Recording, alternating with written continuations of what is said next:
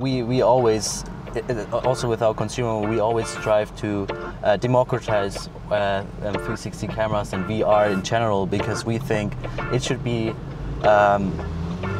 possible for more people to create this kind of content. And especially with the Pro camera, you now have the capability to shoot 8K, 6K 3D for a price point that makes sense for a lot of professional filmmakers, but also for people who have higher ambitions and want to film 360 in better quality. Welcome to Cinema 5D on the Go.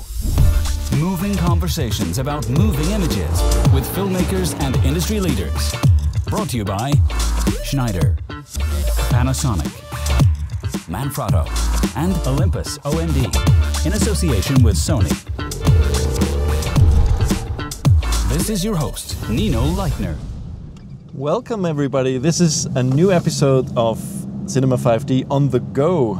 We're here in Las Vegas and we're here with Max from Insta360. Hey everybody. Thanks for having a drive with us in our nice little Mustang here. Thanks for having me. So, you guys announced a new 360-degree camera, the Insta... Is it called Insta360, the camera? It's called, our company name is actually Insta360. The new camera model is called Insta360 Pro, so with Pro in the end. Okay. Yeah. So this is one of the few cameras that I've seen so far which is actually a dedicated 360 camera, right? Right, because a lot of the rigs that have been used so far are, you know, like a bunch of GoPros coupled together, basically. Right. So the Insta360 Pro, what makes it quite unique, it's really a compact, all-in-one camera with 6 lenses in it, where you basically have you have one device that enables you to go for VR content. Yeah. Cool. So how does it work? It's basically, you know, are you building your own cameras or? Right, so we're building our own cameras. Maybe some of you guys have already known us for our consumer models, the Insta360 Nano and Air. That's the one you have in your hand, right? Right, this is one of these. These are really more targeting towards consumers, I think. But what makes it also similar to the Pro is that it's also one standalone device, one camera that immediately stitches the image together. You have it right on your phone, you have a preview here with our app. And then you can upload it to Facebook, share it to your friends on WhatsApp, on Messenger. Yeah. So it's made for this is made for iPhone or exactly. Android? So this is made for iPhone, and then we have another Android version, the Air, which is for all Android phones. Yeah. So the only, I mean, we've covered the Nokia Ozo last year, which is a, I mean, high-end 360-degree camera, but it looks very similar to your Pro. Right. But the big difference is the price. That's true. What's the difference between the two? Right. I think the Nokia Ozo is definitely a powerful camera, but we always, also with our consumer, we always strive to democratize 360 cameras and VR in general, because we think it should be possible for more people to create this kind of content. And especially with the Pro camera, you now have the capability to shoot 8K, 6K 3D for a price point that makes sense for a lot of professional filmmakers, but also for people who have higher ambitions and want to film 360 in better quality. But in terms of quality, that's what I'm really interested in. I mean, there's probably, I mean, I haven't seen the results from your camera yet, but is there a big difference to the Ozo? Because I mean, it also uses, you know, like with big cameras, there's often a difference in compression. Is it 10-bit? Is it 8-bit? Stuff like that. Right. Is this the same case in the VR 360 world? This definitely. I think, and also, you know, what to consider with 360 cameras. It's definitely also about a resolution in the end, and I think with 8K at 30 frames for non-3D, 6K 3D 30 frames, this will definitely have very good results. And another key point with this camera is that you have a stitching technology that is optimized to be very fast. So everything happens within the device, the whole rendering. Oh wow, so you can do real-time stitching? Exactly. So you both have the template-based real-time stitching, which is for more for live streaming, but then we also have a stitching technology called optical flow, which will enable you to have really high-res stitching, all happening within the camera. That's amazing. That's cool. You can get in the left lane here, Nino. Okay. Yeah. Well, hi, Graham. Hey. So Graham, by the way, on the back seat, so in case everybody wondered, this is Graham. Hey guys. Both Graham and Fabian next to him are writers for Cinema 5D. You might know them from the site. Fabian, right here. And Fabian is doing the audio. Graham is part of the discussion. He has covered the Insta360 for our site before. And yeah, so... Yeah, Max, one of the things I think is really cool about this camera is just the real-time stitching aspect. Is that all the way up to 8K? It's doing it in camera and then saving it right to the card? Right, so if you want to do live streaming, you can do it up to 4K, 30 frames per second with the template-based method. If you want to do higher resolutions and higher quality, you will use the optical flow method, which is not real time, but it's almost real time. So it happens like right after you record it, it will stitch the image together right into the device, and it will take around 10 to 20 minutes until you have the file ready on your SD card or SSD hard drive. Now, does the camera come with software that I can tinker a little bit in post? Do you have a little bit of a post workflow going? Right, so it comes with the Insta360 Pro software, which allows you to basically connect it to your laptop, to your iPad, or we will also have an iPhone Android version later. And here you can do all the settings, like you can adjust the saturation, you can adjust the ISO, and all the different settings. And also you can set up your live streaming, you can set where your RTMP server, where you need to push your live stream to. All this comes within this software, and then we also have another one which is called Insta360 Studio, which is a basic 360 editing software to do some basic editing. And this is all for free. You can just download it from our website.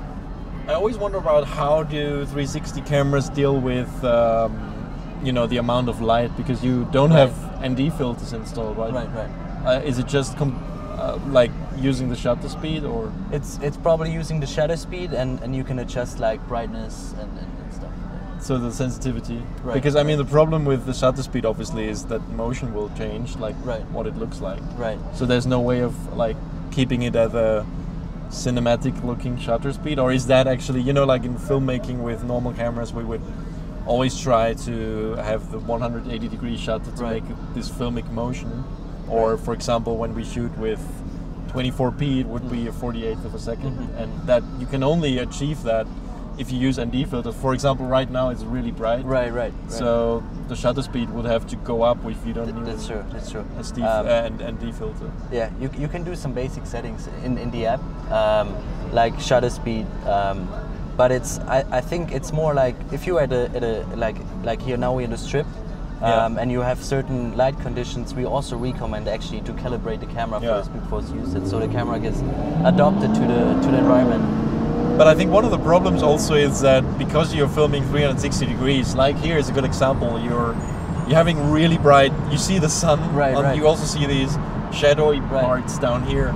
So it's basically just taking like an average of that, I guess. But that's true. Because I mean the dynamic range within that 360 degree image is enormous. Right.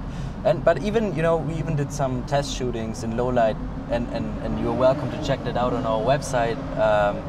You can really see that the dynamic range is quite good. Unfortunately, I cannot give you a value for the dynamic range yet. Our engineers are still testing the final value, but I will have it ready soon, and I will give you guys that. Okay. So not necessarily low light though. I mean, would you, like at night, if we took this out on the Vegas Strip, which, who knows, maybe we'll have time to do that. Sure. How would it perform with all these neon lights and everything? So we tested it actually at CS already, and there's sample footage available, and it looked really well. The colors still have very good values, and we did several shots with that. I think it's best if you just check out the footage we already shot. Okay. Yeah. Cool. So, I mean, tell us a little bit about the company. You are German, but the company is Chinese. Right. It's your colleague that we met is Scottish, so you're a very international team. It's a very international team. We are based in Shenzhen, China, which is right over the border from Hong Kong. Yeah. It's also called the Chinese Silicon Valley because there's a lot of other hardware companies like DJI, but also software companies like Tencent, which develop the famous WeChat. Yeah. So it's a cool ecosystem there, and it's really right now, I think it's really emerging. It also helps us in terms of technology and development, that we have access to factories and we have access to talent engineers from all over the world. And at the same time, we now try to grow more global with an international team. Like I'm from Germany, then we have one from Scotland, we have another colleague from the US. So we identify ourselves as a truly global company. Cool. Okay. So what are the plans? I mean, you're clearly moving into this pro market, and 360 and VR are still emerging technologies. Right. Where do you see, or where do you think everything is moving within the next few years? Right. I think there's definitely a lot coming up, and also that key players in 360 like Facebook and other companies, they invest heavily into 360 and VR. I think there's definitely more to come, and technology will continue to evolve. What 360 needs, in my opinion, is really, like I already mentioned, is to have it more accessible for a broader range of people, starting from consumers, going to prosumers, then professionals. Yeah. Just to have cameras that are more easy to use, but also produce high quality footage. Okay. Well, you have the Pro, obviously, after Insta360 for this camera. Right. I mean, what is the perfect use case in your mind? Is this for live events? Is this for, I don't know, theatrical applications, storytelling? What do you think? Right. Actually, you know, and that's also what makes this camera so interesting. It's very versatile. So we are talking with media who wants to use it for their coverage, but at the same time, production companies want to use it for live streaming concerts, or want to use it for shooting some cool content for their VR platforms. So I think it's really a device that enables you the whole range what 360 has to offer at the moment, and also with the capability to capture 3D stereoscopic content. Yeah. That makes it very interesting for professional VR content creators. Yeah. That's cool. A lot of people, I mean, not a lot of people, there's like 2 commenters on Cinema 5D that always give us pain if we call something a VR camera. VR versus 360 video. I mean, they're right technically, but it's true, yeah. It's just, I think 3D makes it even more VR. It's not totally VR yet, but we're close to. Yeah.